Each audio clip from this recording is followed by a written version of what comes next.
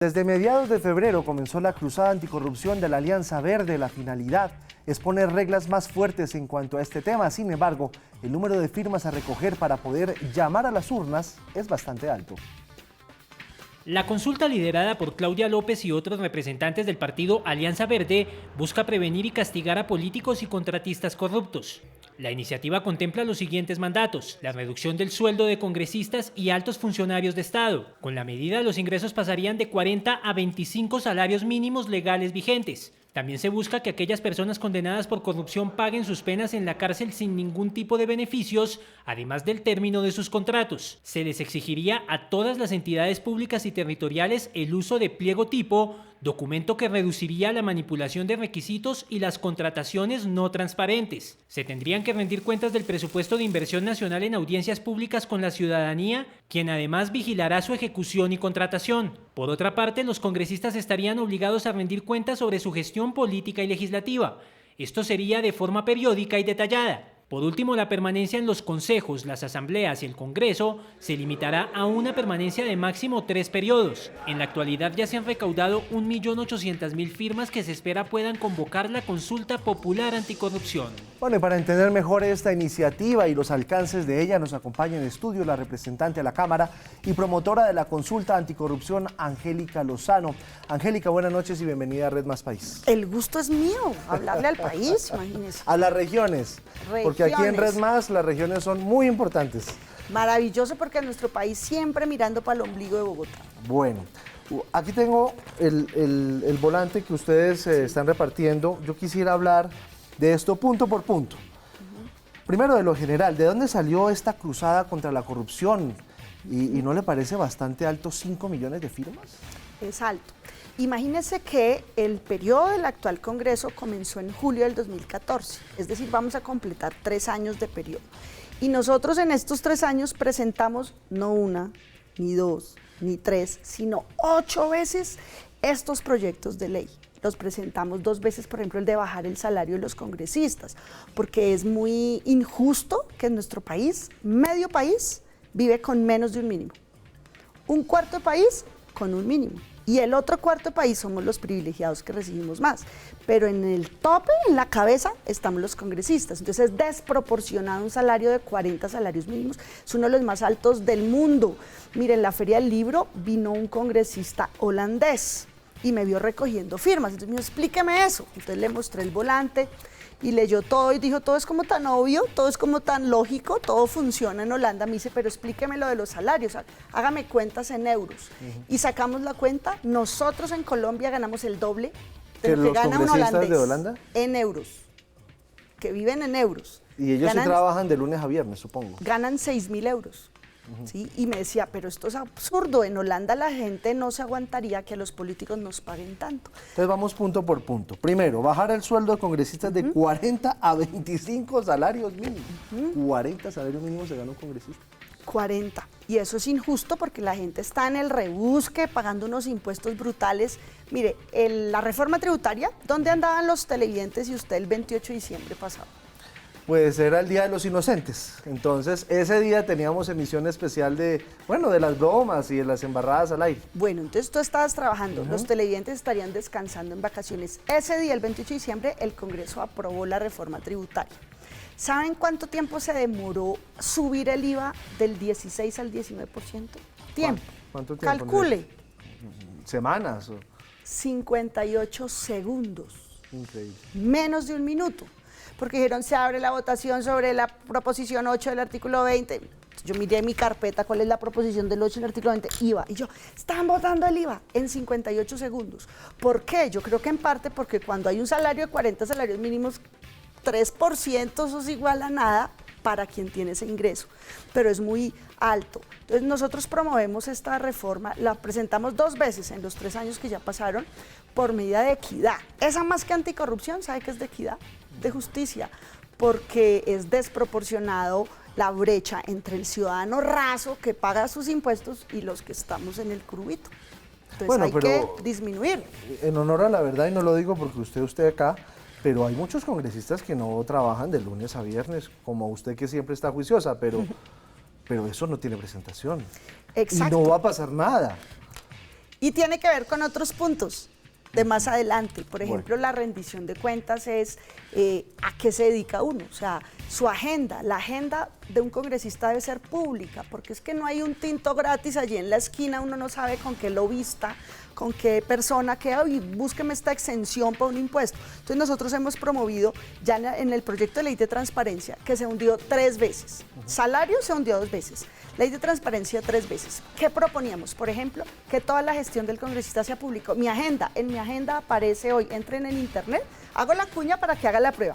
En angelicalozano.com, entren a la agenda 31 de mayo y van a ver que estoy aquí sentada.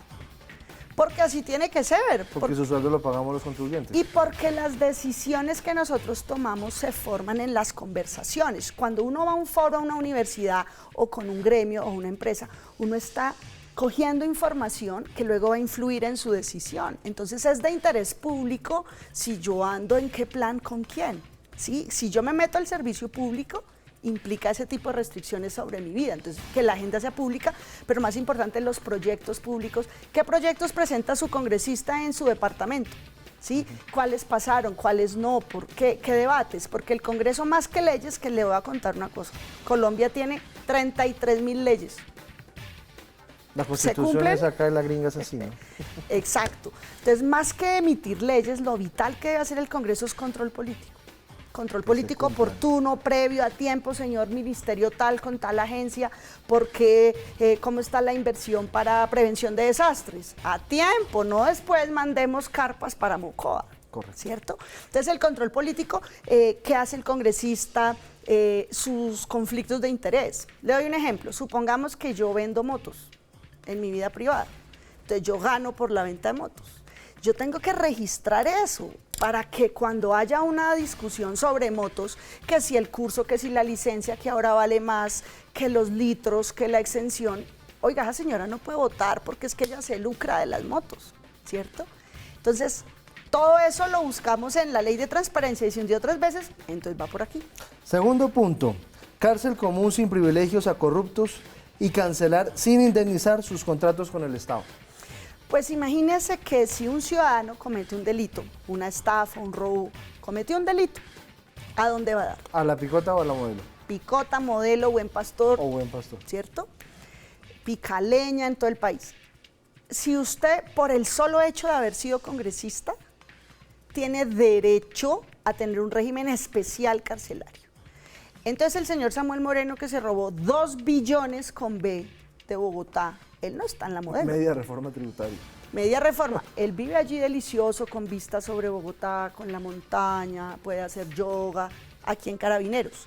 Pero los concejales de Bogotá que se robaron la ciudad y que confesaron, no son presuntos, o sea, condenados. Le doy un nombre, Orlando Parada, ahora se me olvidan los nombres de estos personajes. Ellos no están en la cárcel, ellos están en CESP, en el Centro de Altos Estudios de la Policía. Es decir, a donde se forman los generales, los mayores, los coroneles, allá viven con los delincuentes de cuello blanco. Eso no es justo, eso tiene que caerse y tiene que ir a una cárcel normal, con más veras. Es que si usted es funcionario público y comete un delito, merece una pena más severa, no un trato. Mire, el señor ese Otto Bula, que fue congresista, el de las maletas de plata de Odebrecht, ¿dónde está? En CESP. Siguiente punto. Todas las entidades públicas y alcaldías tendrán que usar métodos estándar para evitar que contraten a dedo.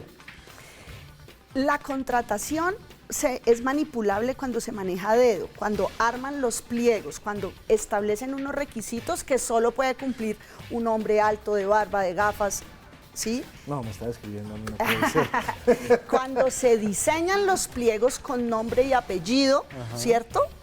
Entonces así se manipula. Más o menos el 70% de la contratación en las alcaldías y gobernaciones y en la nación, en los ministerios, es a dedo. La regla es que sea por licitación y solo excepcionalmente contratación directa. No, aquí está invertido, aquí la regla es a dedo. Entonces, cuando la contratación es discrecional a dedo, pues se pueden robar muy buena plata. Uy, sí, ejecúteme usted aquí por debajo de la mesa, me da tanto para la campaña, no sé qué. Entonces, los contratos tipo es estandarizar y reduce el espacio de esa manipulación. Nos dicen ingenuos, pero esto lo hemos intentado en el Congreso y lo negaron. Bueno, el cuarto punto dice, no sé si le van a decir ingenua también por lo mismo, no más mermelada. Obligar que el presupuesto de inversión de alcaldías, gobernaciones y nación se desglose y priorice en audiencias públicas, no a puerta cerrada entre políticos. Ese es el fin de la política. Pues es el fin de este sistema que conocemos y que funciona muy mal, porque no es gratuito que no haya plata para las universidades públicas, no es gratuito que las carreteras de vereda no estén hechas, es que la plata se la han robado. Y con esto, este proyecto no es solo sobre el Congreso ni el nivel nacional, esto es desde el nivel de base, de municipio, de alcalde hasta presidente. Porque ¿qué pasa? El ministro de Hacienda, por ejemplo, el proyecto de presupuesto, oficialmente se discute en plenaria, pero esos son 500 artículos, un mamotreto. El desglose de las partidas se hace en una oficina, tomando whiskycito, o en un club, o hemos visto al señor de la ANI comiendo en la casa de un senador, lo hemos visto en las noticias a raíz de lo de Odebrecht. Y entonces allá cuadran, muy métame tal cosa, quite aquí, vaya allí, y eso lo ejecuta fulano de tal contratista, el primo hermano de la mujer del mocho, que resulta ser el gran donante de su campaña, para robarse como un botín la contratación pública. Esa es la mermelada, que esa es una palabra lamentable porque es como ponerle dulce a la corrupción, o sea, la mermelada es que su plata se la están tumbando. Y por eso es la plata de la salud, de la educación. Los maestros tienen que marchar por un aumento así de michicato, y aquí es donde se va. Por lo menos 4 billones de pesos con B se roban por derecho. Entonces, si logramos alterar esta forma en que se cambia el presupuesto, ¿cómo la proponemos? Que sea con unas audiencias públicas. Entonces le doy un ejemplo ahora positivo. ¿Cómo lo proponemos? Por ejemplo, yo soy congresista por Bogotá y es dramático el embarazo adolescente, porque una niña que se embaraza a los 14 años, en los próximos 18 meses, ¿sabe qué pasa? Tiene el segundo bebé.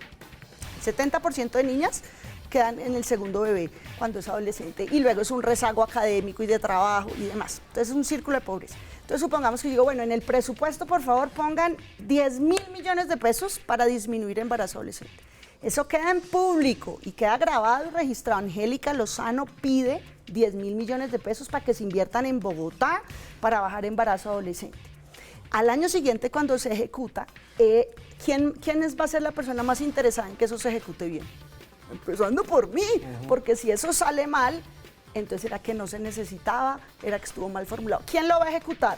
¿Una ONG amiga mía ahí para que se robe una plata? No, por favor, los mejores, y que lo hagan impecablemente. Con eso se puede medir el impacto y decir, bueno, con estos 10.000 millones se atendieron estos y bajó el embarazo adolescente. Y yo digo, cumplí. Pero es distinto a decir, uy, venga por debajo de cuerda, robémonos una plata. Correcto. Bueno, los otros 2 puntos. Qué pena si me extiendo. No, pero es que esto se llama pedagogía y la gente creo que debe saberlo.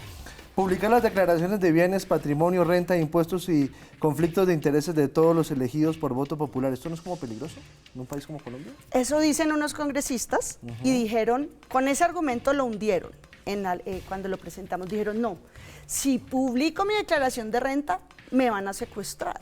Y resulta que nosotros los congresistas tenemos también unos privilegios. Nosotros tenemos esquemas de seguridad que le cuestan al país como 80.000 millones de pesos al año ponernos escolta. A los de región le tienen carro blindado en Bogotá, carro blindado en su región, escolta, conductor. Sí, o sea, eso cuesta un montón. ¿Por qué? Porque usted ejerce una función pública. Entonces, ¿cómo así? Nos dan escoltas, nos dan seguridad y tras del hecho no queremos hacer pública nuestra información, entonces no nos metamos de políticos. Si queremos, ¿no? O sea, si el tema es de seguridad, nos dan algo que no le dan a un ciudadano común. Mira, en Bogotá tenemos más escoltas al servicio del Congreso que 20 ciudades capitales, policías en cuadrantes.